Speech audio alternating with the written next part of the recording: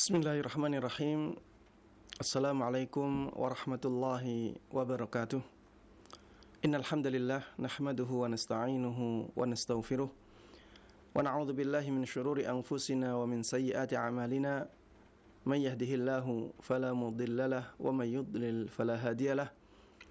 Wa asyhadu an la ilaha illallah wahdahu la syarika lah wa asyhadu anna Muhammadan 'abduhu wa rasuluh sallallahu alaihi wa ala alihi wa sahbihi wa man tabi'ahum bi ihsanin ila yaumil liqa'i.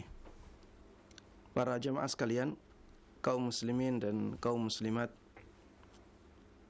saudara-saudariku, khususnya para pemirsa Roja TV dan para pendengar Radio Roja dimanapun Anda berada, alhamdulillah, segala puji bagi Allah Subhanahu wa ta'ala yang telah memberikan kepada kita semuanya kenikmatan-kenikmatannya, sehingga kita bisa melakukan aktivitas-aktivitas yang baik dalam kehidupan ini.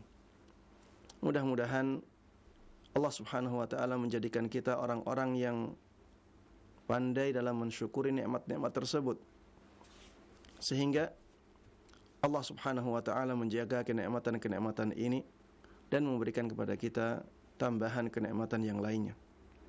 Salawat dan salam semoga selalu terlimpahkan kepada Nabi yang sangat kita cintai, Nabi yang sangat kita junjung tinggi, Nabi yang selalu kita teladani, kita taati dan kita percayai, Nabi Agung Muhammad sallallahu alaihi wasallam. Mudah-mudahan salawat dan salam tersebut juga terlimpahkan kepada seluruh keluarga beliau, seluruh sahabat beliau, dan seluruh kaum muslimin yang mengikuti beliau dan para sahabatnya dengan baik hingga hari akhir nanti. Ikhwati wa akhwati fillah, rahimani wa rahimakumullah. Pada pertemuan sebelumnya kita sudah membahas tentang bagaimana kita beristinja,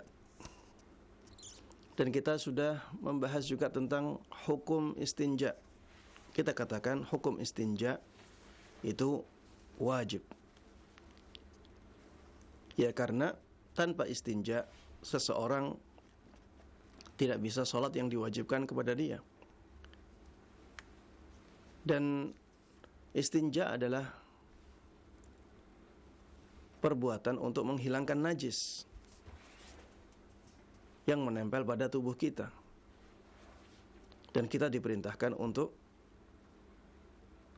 membersihkan tubuh kita dari najis, sehingga istinja hukumnya wajib. Yang menjadi masalah adalah ada sebagian orang yang dia sakit, misalnya sakit beser, ya. Jadi ada najis yang keluarnya tidak bisa dikendalikan. Misalnya seseorang yang terkena penyakit salasul baul, ya, jadi kencingnya tidak bisa dia kendalikan. Tidak keluar banyak, tapi keluar sedikit. Yang sedikit itu tidak bisa dikendalikan, keluar lagi, keluar lagi. Bagaimana kewajiban dia untuk istinja? Apakah setiap keluar dia harus istinja? Apakah setiap keluar dia harus berwudu? Ini dibahas oleh para ulama. Mereka mengatakan orang yang punya penyakit salasul baul, ya, dia tidak bisa menahan kencingnya, selalu keluar kencing itu, ya, maka hukumnya disamakan dengan orang yang terkena penyakit istihadah, ya, seorang wanita yang terkena penyakit istihadah. Istihadah itu keluar darah, ya, terus menerus. Tidak hanya di waktu haid saja, tapi keluar darah terus menerus. Darah najis. Bagaimana kalau dia sholat, di tengah-tengah sholat keluar darahnya? Ya, di situ Rasulullah sallallahu alaihi wasallam memerintahkan kepada orang yang demikian, yaitu wanita yang terkena penyakit istihadah, untuk wudu di setiap sholatnya sampai datang waktu salat yang berikutnya. Beliau sallallahu alaihi wasallam mengatakan, tawaddai likulli salatin hatta yaji'a dzalikal waqt. Wudulah engkau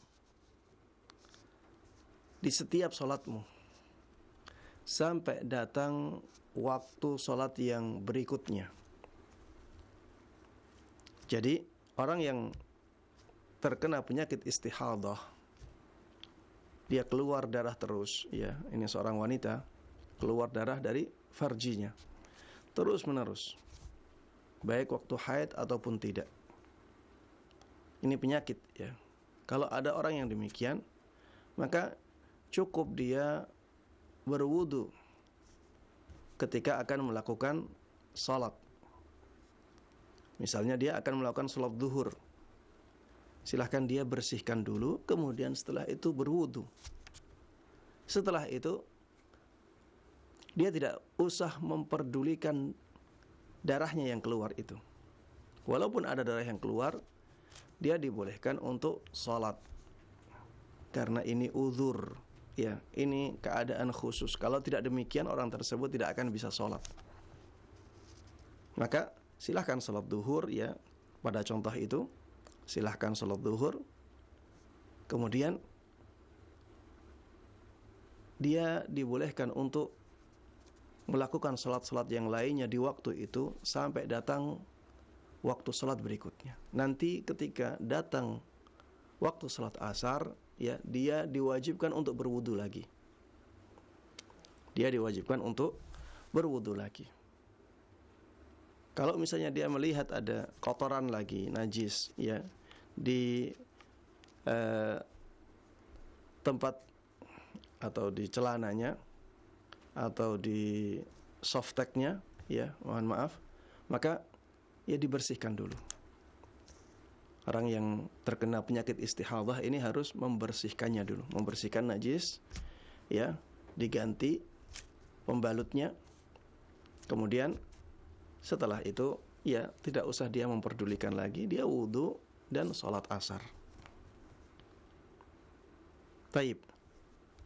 Setelah itu, ya, dia baru wajib untuk berwudu lagi ketika waktu sholat maghrib datang.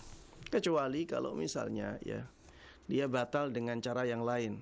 Batal wudu misalnya dengan kentut, ya, batal wudu karena misalnya dia BAB, ya, batal ketika itu. Tapi kalau misalnya, ya, dia tidak batal wudunya kecuali dengan keluarnya sesuatu dari jalan depannya, ya, kecuali karena istihadahnya itu, maka dianggap wudunya tidak batal karena istihadah tersebut adalah penyakit.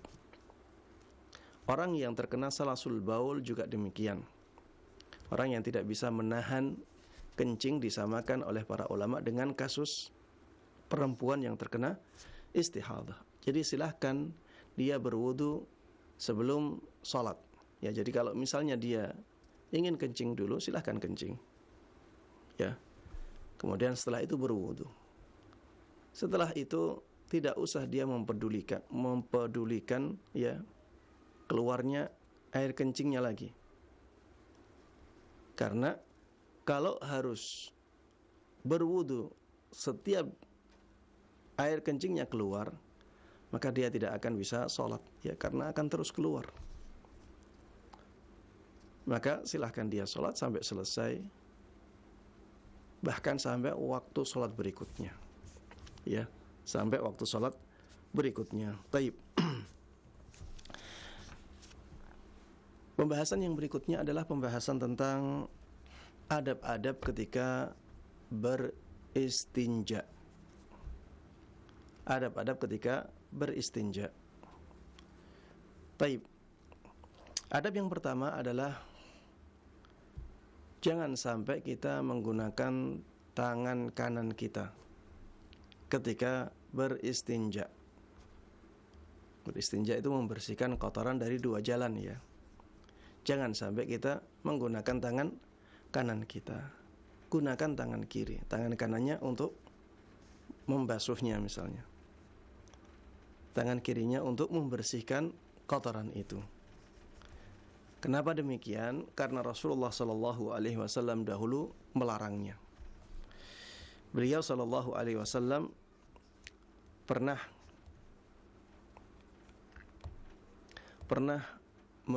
menyabdakan, la yamsikanna ahadukum dzakarahu biyaminihi, la yamsikanna ahadukum dzakarahu biyaminihi wa huwa yabul. Jangan sampai salah seorang dari kalian memegang zakarnya ketika dia kencing dengan tangan kanannya. Wala yatamassah minal khala'i biyaminih. Jangan sampai juga dia memegang kotorannya atau membersihkan kotorannya dengan tangan kanannya. Wala yatanaffas fil ina. Dan jangan sampai dia mengeluarkan nafas ketika dia minum di wadah tempat minumnya. Ya, di tempat minumnya jangan sampai dia mengeluarkan nafas. Jadi mengeluarkan nafasnya ketika dia tidak minum, ya, ketika dia minum dan sedang berada di tempat minumnya, ya, maka jangan dia mengeluarkan nafasnya. Ini adab-adab yang disebutkan oleh Rasulullah sallallahu alaihi wasallam. Intinya di dalam hadis ini ada kata-kata wala yatamassah minal khala'i biyaminihi. Jangan sampai dia membersihkan kotorannya, ya, dengan tangan kanannya. Ini dilarang oleh Nabi kita Muhammad sallallahu alaihi wasallam. Baik. Adab yang kedua adalah tidak menyentuh farji atau kemaluan dengan tangan kanan. Ini juga disebutkan dalam hadis tadi. La yumsikanna ahadukum dzakarahu biyaminihi wa huwa yabul. Jangan sampai salah seorang dari kalian menyentuh zakarnya atau kemaluannya dengan tangan kanannya ketika dia kencing. Ya. Ini larangan dari Nabi kita Muhammad sallallahu alaihi wasallam, maka harusnya kita meninggalkannya. Adab yang ketiga adalah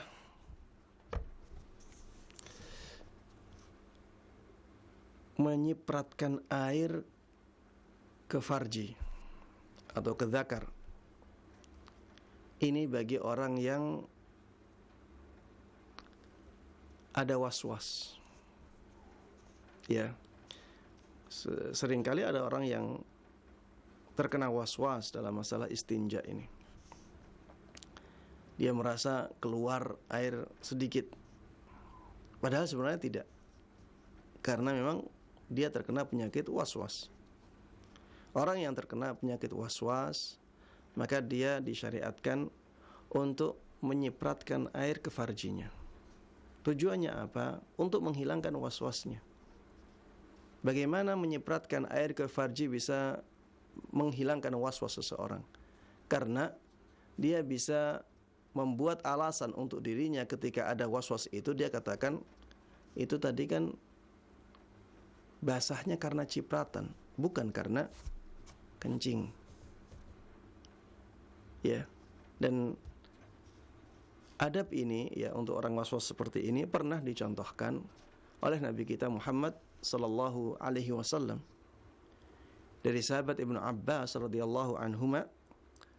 Beliau mengatakan bahwa Rasulullah sallallahu alaihi wasallam pernah menyabdakan, tawadda'a marratan fanadaha farjah.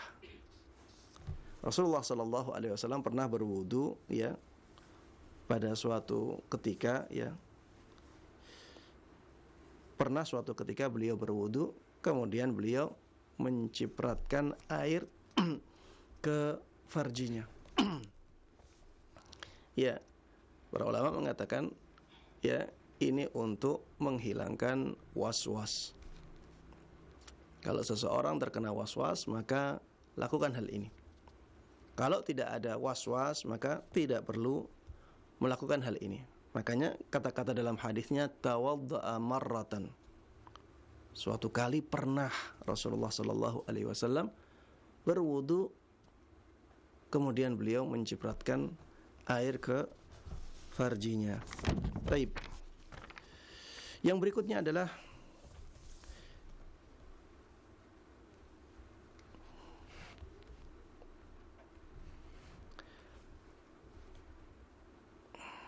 menjauh dari manusia ketika sedang buang hajat. Ya.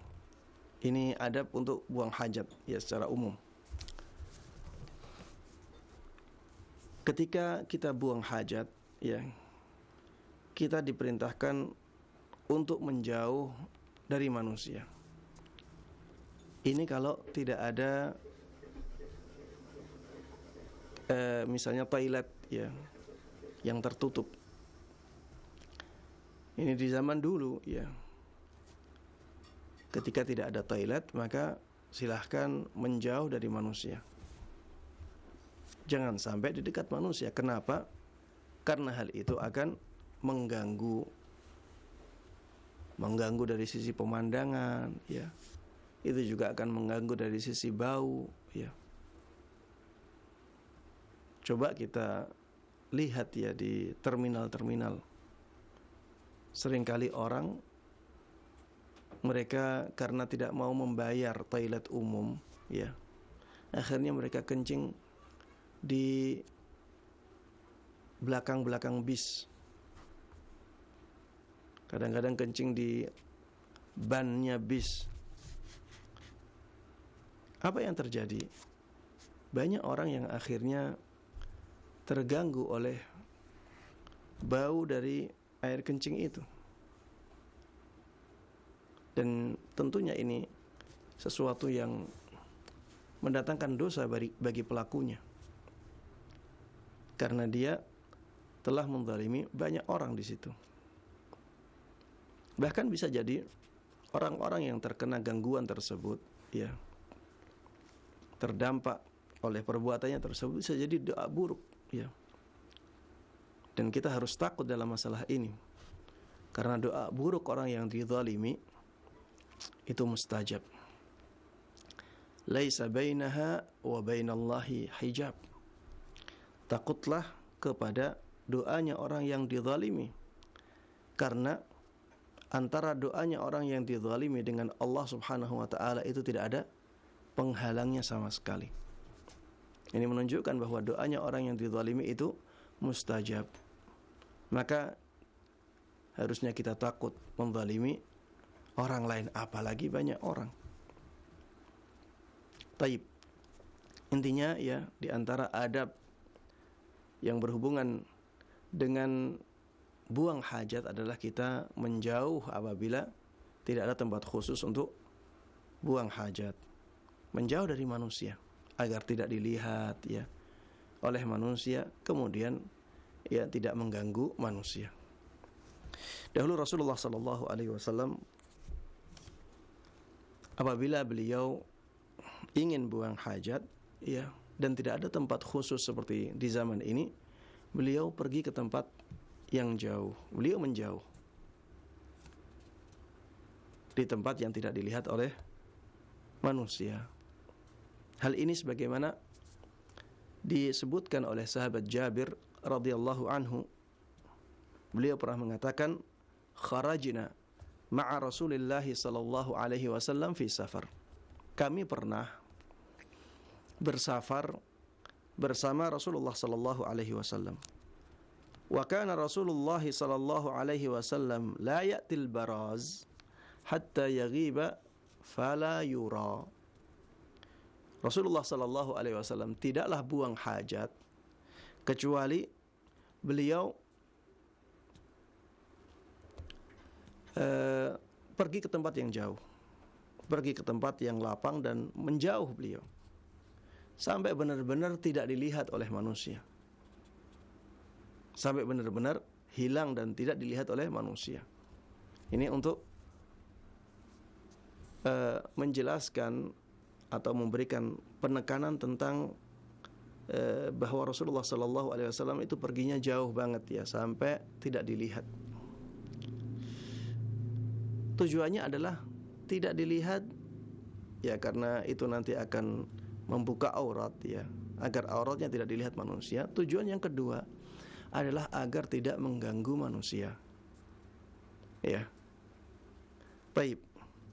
Tapi apabila toiletnya sudah ada tempat khususnya, sudah ada tempat yang tertutup, maka tidak harus menjauh dari manusia. Walaupun jaraknya cuma 5 meter, tapi memang tempat khusus untuk buang hajat, maka tidak ada masalah sama sekali, karena tujuannya sudah tercapai.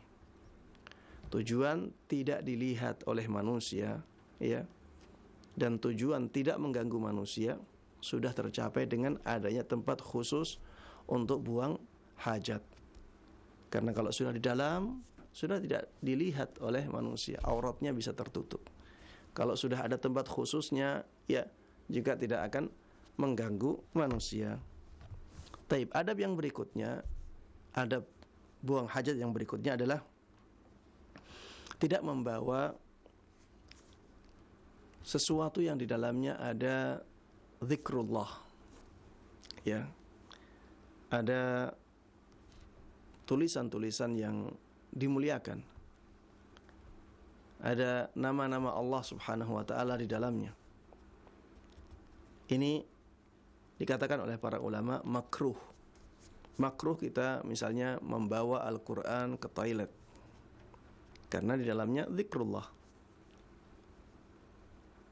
Kalau misalnya ada kertas, ya, ada buku-buku agama, di dalamnya ada banyak hadisnya, ada banyak ayatnya, maka jangan dibawa untuk masuk ke toilet. Ini termasuk di antara adab, ya. Tidak ada dalil yang sahih yang khusus menunjukkan masalah ini. Ada dalil, namun hadisnya lemah, ya, namun dalilnya lemah. Dari sahabat Anas radhiyallahu anhu bahwa Rasulullah sallallahu alaihi wasallam kana idza dakhala al-khala wada'a khatimah. Apabila beliau masuk ke tempat buang hajat, maka beliau melepas cincin beliau. Beliau melepas cincin, dan di cincin Rasulullah sallallahu alaihi wasallam disebutkan ada kata-kata Muhammadur Rasulullah, karena cincinnya Rasulullah sallallahu alaihi wasallam sebenarnya fungsinya adalah untuk stempel. Ya, fungsinya adalah untuk stempel. Ada kata-kata Muhammadur Rasulullah. Makanya karena ada zikrullah, ketika beliau ingin masuk ke dalam tempat untuk buang hajat, maka beliau lepas cincinnya dahulu. Namun saya katakan tadi bahwa hadis ini hadis yang dilemahkan oleh banyak ulama. Tapi di sana ada dalil umum, ya, ada dalil umum yang menguatkan adab ini, bahwa ketika kita masuk ke tempat buang hajat, kita dilarang untuk membawa sesuatu yang di dalamnya ada zikrullah, ada nama-nama Allah, ya, ada misalnya ayat-ayat Al-Quran. Kita dilarang untuk membawa hal-hal yang demikian. Dalil umumnya adalah firman Allah Subhanahu wa ta'ala, dzalika wa may yu'azzim sya'airallah fa innaha min taqwal qulub. Barang siapa yang mengagungkan syiar-syiar Allah Subhanahu wa ta'ala, maka hal itu masuk ke dalam ketakwaan hati manusia. Itu bukti bahwa hati seseorang itu bertakwa kepada Allah Subhanahu wa ta'ala.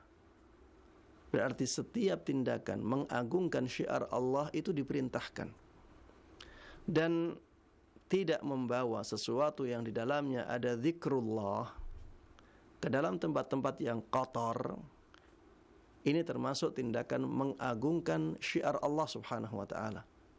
Sehingga hal tersebut diperintahkan. Ya, makanya dari sini para ulama mengatakan sangat dianjurkan ya untuk tidak membawa benda-benda yang di dalamnya ada zikrullah, kecuali apabila khawatir hilang, ya, kecuali apabila khawatir hilang. Misalnya di toilet umum ada banyak orang, kita tidak kenal mereka. Kalau kita titip sesuatu, bisa jadi nanti sesuatu itu diambil oleh dia, orangnya pergi, bisa jadi. Kalau keadaannya demikian, ya maka kita dibolehkan untuk membawanya. Karena desakan kebutuhan. Ya. Karena kebutuhan yang sangat mendesak untuk membawanya. Seringkali ya mushaf, ya. Kita bawa mushaf tapi kita kepengen ke toilet. Banyak orang, tidak ada yang kita kenal dari mereka. Sehingga kita tidak punya ya trust ya, atau tidak punya kepercayaan untuk tidak bisa memberikan mereka kepercayaan untuk membawa barang kita. Padahal kita sangat butuh untuk ke toilet. Maka terpaksa ya kita ke toilet dengan membawa Al-Quran dan kita masukkan ke kantong kita. Baik.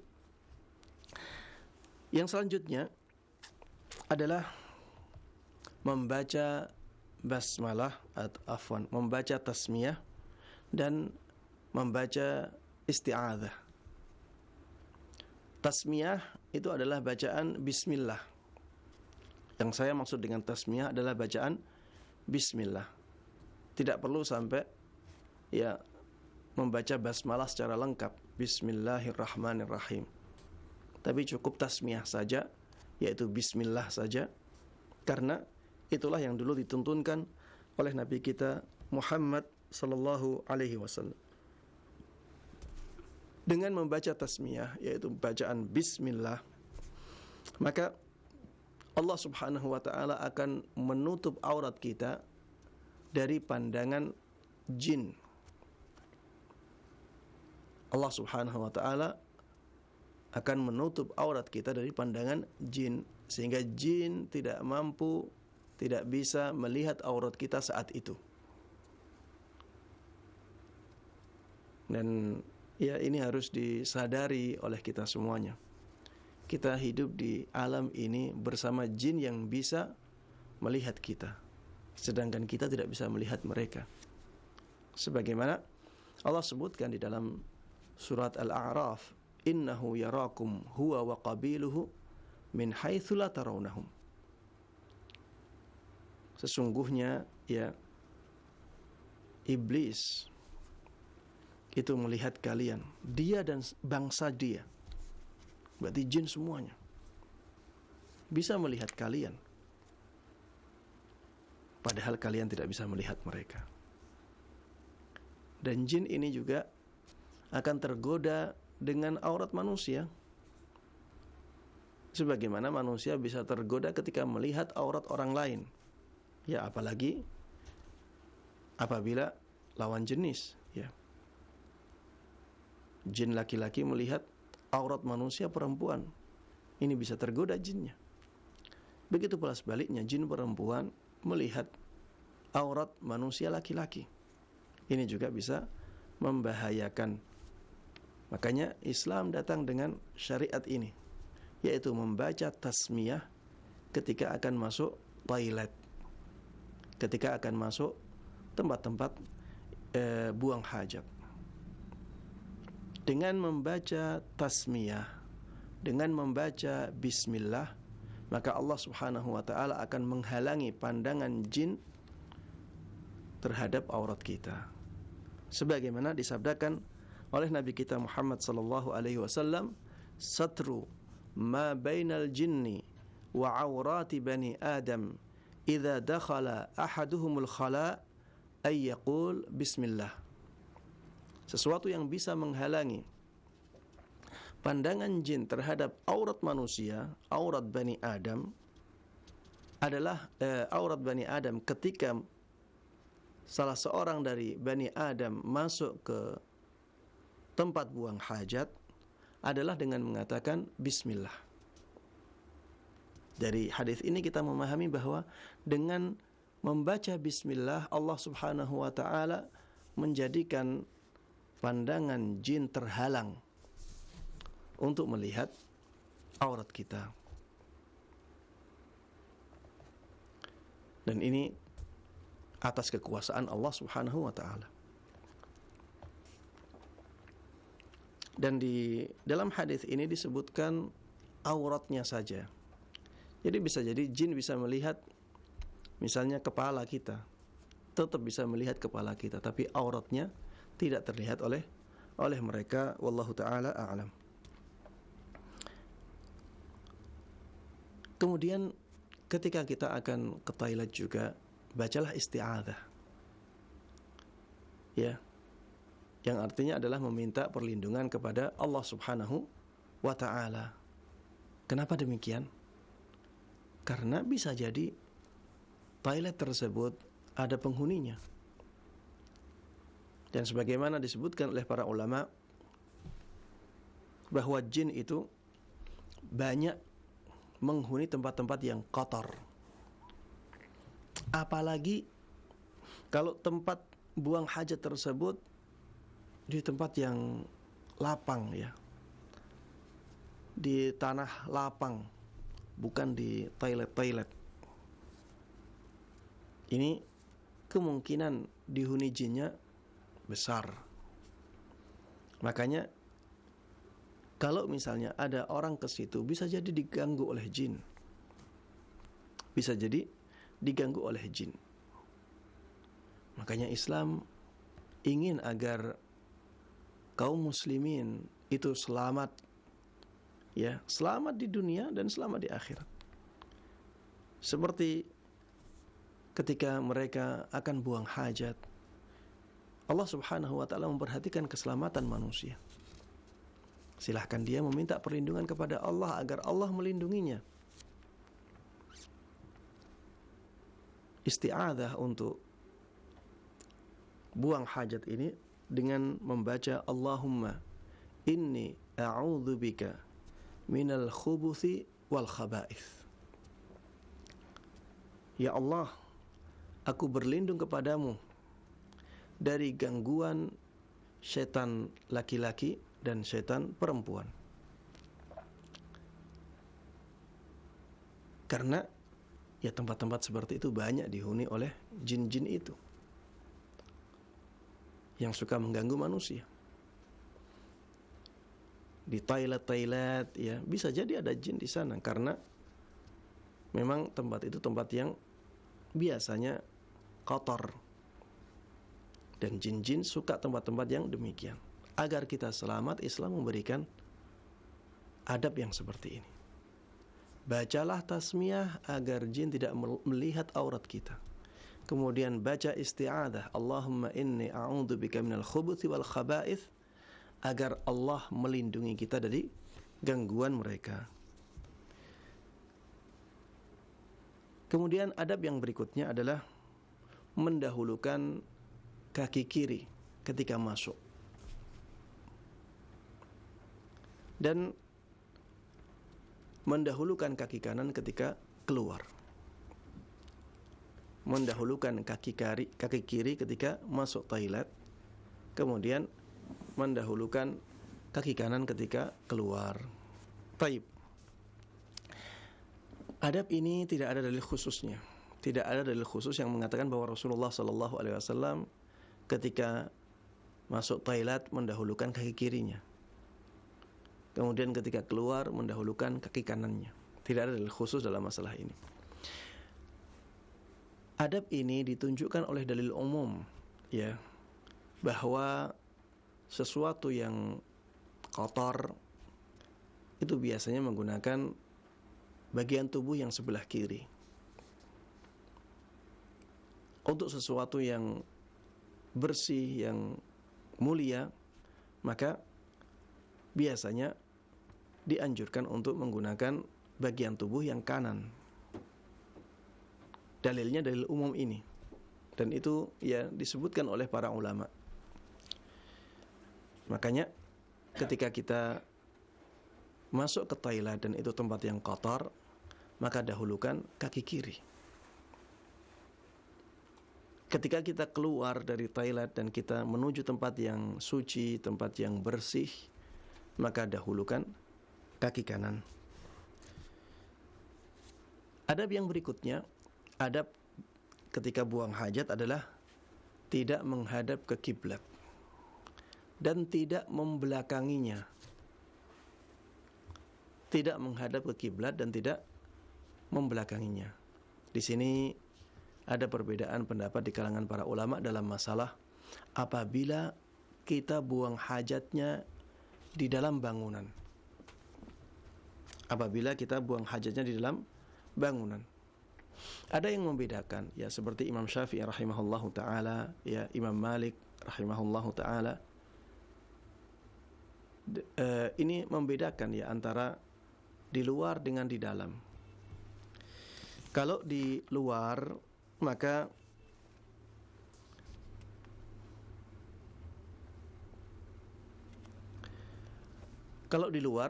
maka dilarang untuk menghadap ke kiblat ataupun membelakanginya. Tapi kalau di dalam bangunan maka tidak ada larangan ini. Tidak ada larangan ini. Pendapat lain yang juga kuat ya dipilih oleh Syekhul Islam Ibnu Taimiyah rahimahullahu taala dan juga dipilih sebelumnya oleh Imam Abu Hanifah dan salah satu riwayat dari Imam Ahmad rahimahumullahu jami'an.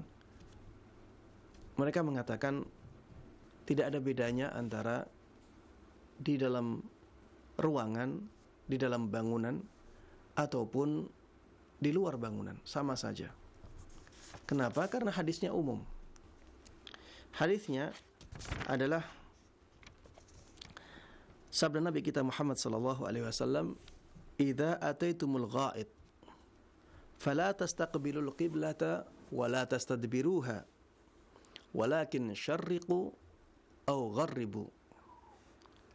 Apabila kalian buang hajat, maka jangan sampai kalian menghadap ke kiblat dan juga jangan sampai kalian membelakangi kiblat. Akan tetapi mengarahlah ke arah timur atau ke arah barat. Akan tetapi menghadaplah ke arah timur atau menghadap ke arah barat. Ya, hadis ini dikatakan oleh Rasulullah sallallahu alaihi wasallam ketika beliau hidup di Madinah. Dan ketika seseorang berada di Madinah, itu kiblatnya ke arah selatan. Karena Madinah itu sebelah utaranya Makkah.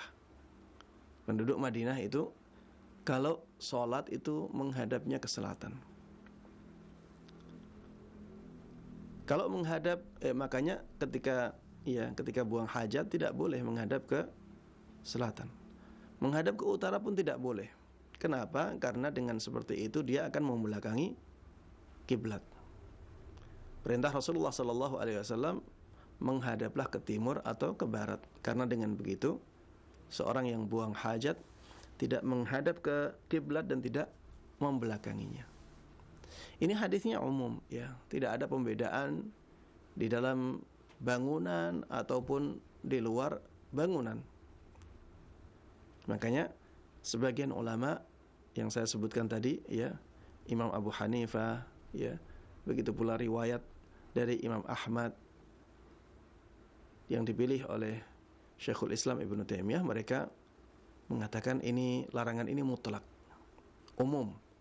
Tidak ada perbedaan di dalam bangunan ataupun di luar bangunan. Adapun Imam Malik, Imam Syafi'i, dan riwayat yang paling sahih dari Imam Ahmad, ya, mereka membedakan antara di dalam bangunan dengan di luar bangunan. Apabila di luar bangunan, maka tidak boleh. untuk menghadap ke kiblat atau membelakanginya. Apabila di dalam bangunan dibolehkan untuk menghadap kiblat atau membelakanginya. Dalil mereka adalah hadis yang diriwayatkan oleh Ibnu Umar, ya. Hadis yang diriwayatkan oleh Ibnu Umar radhiyallahu taala anhuma. Suatu ketika sahabat Ibnu Umar radhiyallahu anhuma pernah naik ke atas rumah dan ketika itu beliau melihat, ya, Rasulullah sallallahu alaihi wasallam buang hajat dengan menghadap ke Baitul Maqdis. Ketika itu Rasulullah sallallahu alaihi wasallam buang hajat, ya, dan menghadap ke Baitul Maqdis, tapi di dalam bangunan. Ya mungkin ya bangunannya itu hanya bisa menutupi beliau apabila dilihat dari sisi-sisi, ya, tapi kalau dari atas masih kelihatan. Biasa ya di zaman dahulu ya kehidupannya masih sangat sederhana. Ya mungkin ada bangunan tapi atasnya tidak tertutup. Dan beliau alaihi salatu wassalam buang hajat di tempat itu. Ya, dan ketika itu dilihat oleh sahabat Ibnu Umar radhiyallahu anhuma ketika beliau sedang naik, ya, ke atas suatu rumah. Dengan hadis ini, dan hadis ini sahih, maka para imam yang saya sebutkan tadi mengatakan berarti dibolehkan untuk membelakangi kiblat ketika buang hajat di dalam sebuah bangunan. Karena Rasulullah sallallahu alaihi wasallam ketika itu menghadap ke Baitul Maqdis. Dan Baitul Maqdis itu sebelah utaranya Madinah. Baitul Maqdis itu sebelah utaranya Madinah. Berarti kalau menghadap ke utara berarti membelakangi kiblat. Kemudian bagaimana dengan menghadap ke kiblat? Disamakan oleh mereka. Tidak ada bedanya antara membelakangi dengan menghadap kiblat dalam masalah buang hajat. Karena Rasulullah sallallahu alaihi wasallam mengatakan la tastaqbilul qiblata wa la tastadbiruha.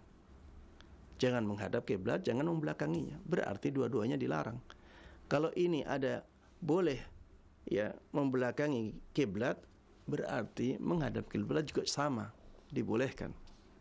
Ya, asalkan di dalam bangunan. Wallahu a'lam, ya, saya lebih menguatkan pendapat ini. Pendapat yang kedua ini.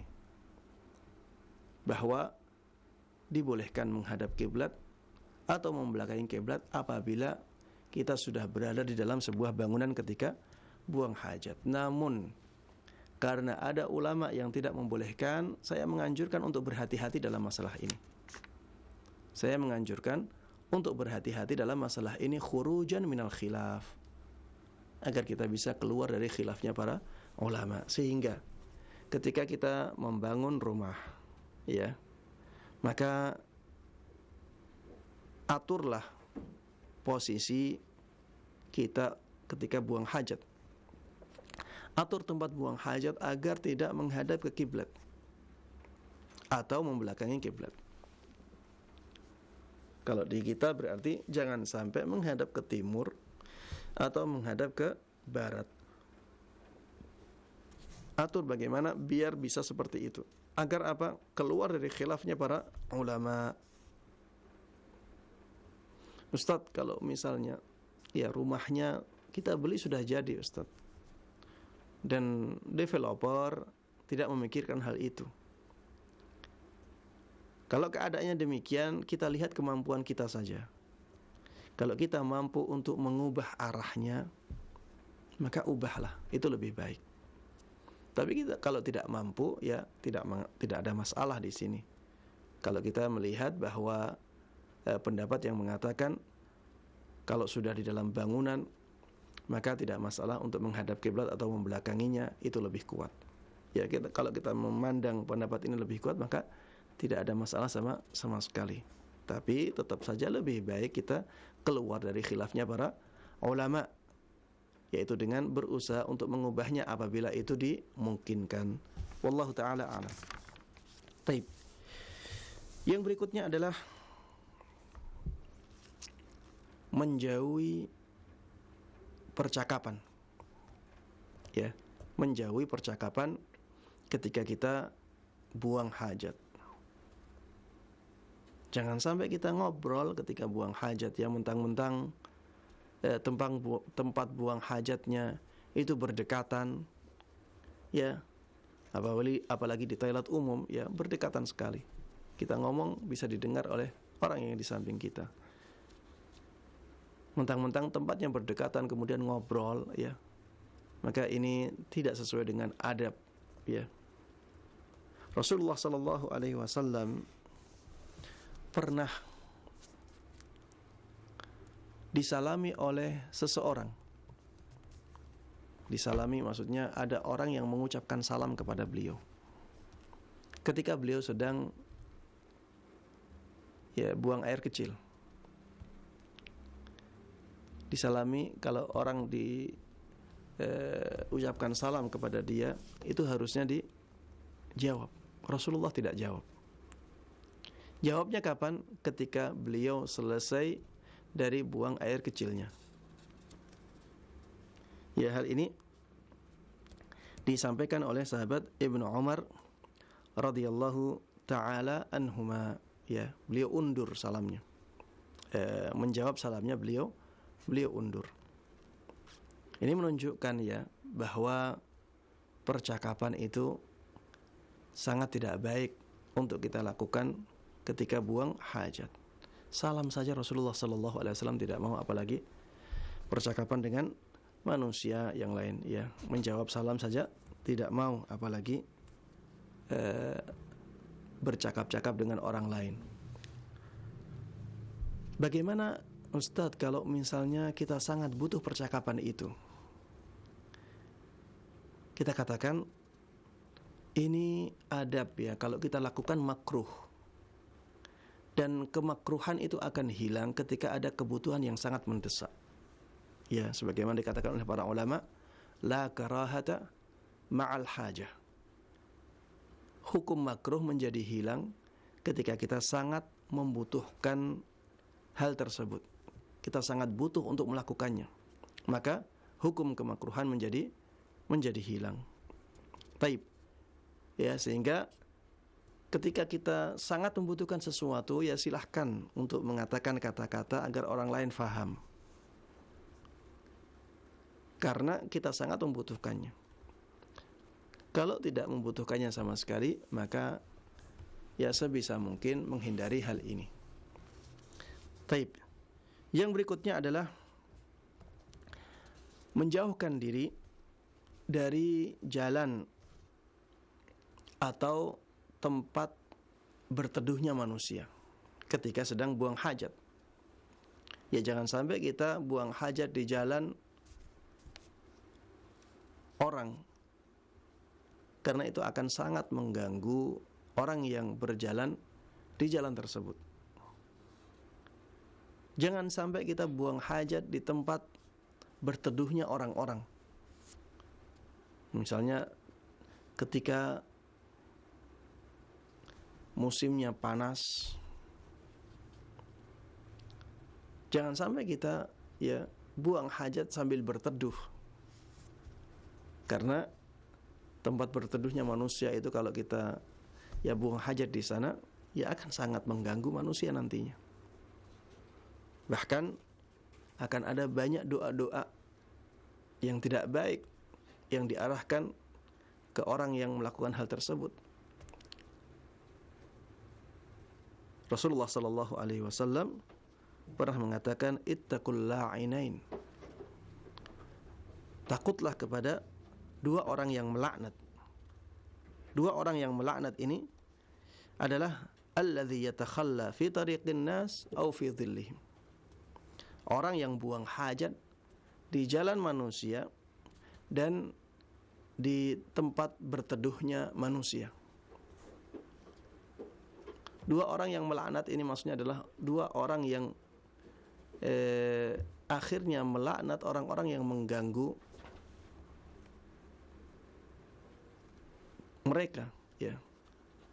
Tempatnya ada dua, di jalan dan di tempat berteduhnya manusia. Karena kalau seseorang buang hajat di jalan, akan banyak orang yang terganggu.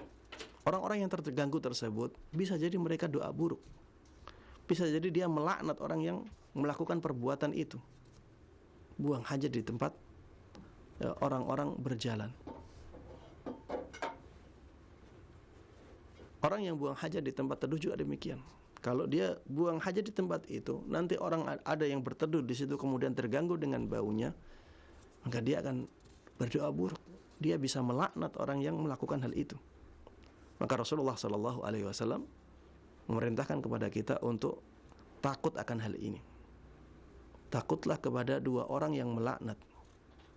Ya. Dua orang yang melaknat maksudnya tadi ya. Ada orang yang berteduh kemudian terganggu, akhirnya dia melaknat. Takut kepada orang yang demikian. Kemudian ada orang yang berjalan, dia terganggu, akhirnya dia melaknat orang yang melakukannya. Takutlah kepada orang yang demikian, agar ya kita selamat. Makanya jangan sampai kita buang hajat di tempat-tempat yang demikian. Dikiaskan kepada dua tempat ini, tempat-tempat yang biasa didatangi oleh banyak orang. Misalnya sumur, ya.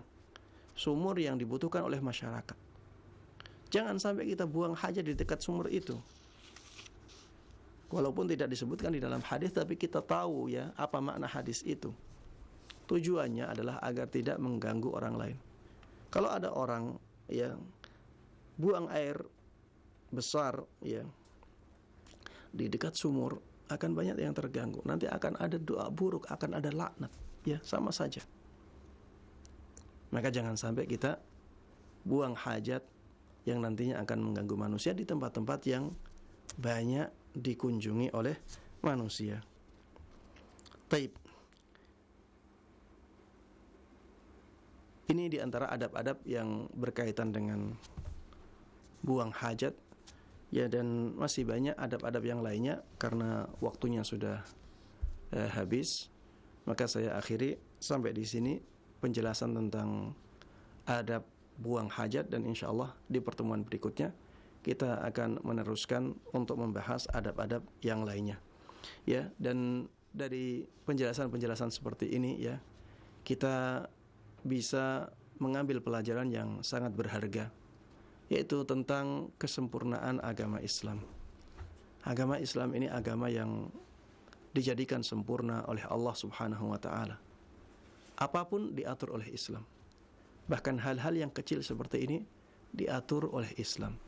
Ya, makanya para ulama banyak yang mengatakan kalau hal-hal yang kecil saja diatur oleh Islam, apalagi hal-hal yang besar, apalagi tentang bernegara ya, apalagi tentang hal-hal yang dibutuhkan oleh banyak manusia, pasti ada aturannya di dalam Islam ya.